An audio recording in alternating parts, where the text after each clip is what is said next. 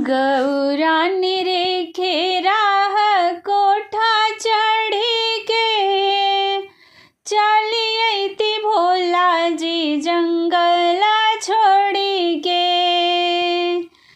गौरानी रेखे राह कोठा चढ़ी के चली अइती भोला जी जंगल छोड़ी के।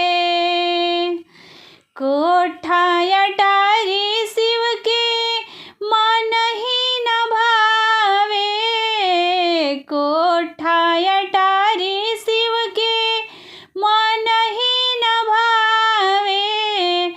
टूटही झोपड़िया जतन कई के चली अइती भोला जी जंगल छोड़ी के।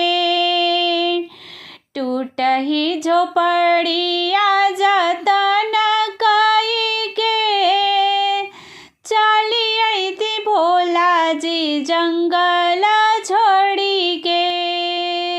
गौरानी रेखे राह कोठा चढ़ी के चली अइती भोला जी जंगल छोड़ी के। हाथी और घोड़ा शिव के मन ही न भावे, हाथी और घोड़ा शिव के मन ही न भावे। बसहा बैलवा के संग लेके चली अइती भोला जी जंगल छोड़ी के।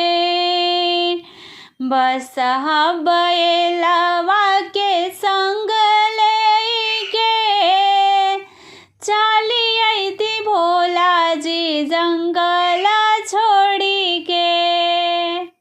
गौरानी रेखे राह कोठा चढ़ी के चली अइती भोला जी जंगल छोड़ी के।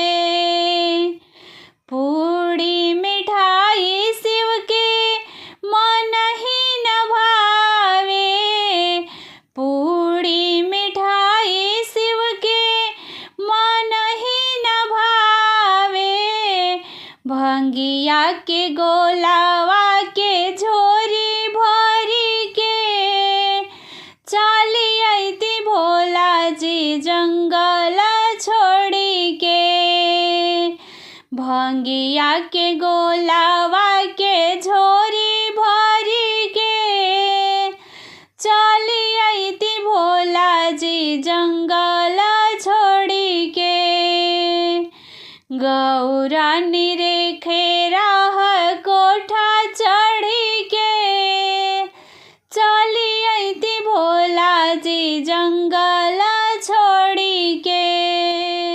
तो सकत किया शिव के मन ही न भावे, तो सकत किया शिव के मन ही न भावे।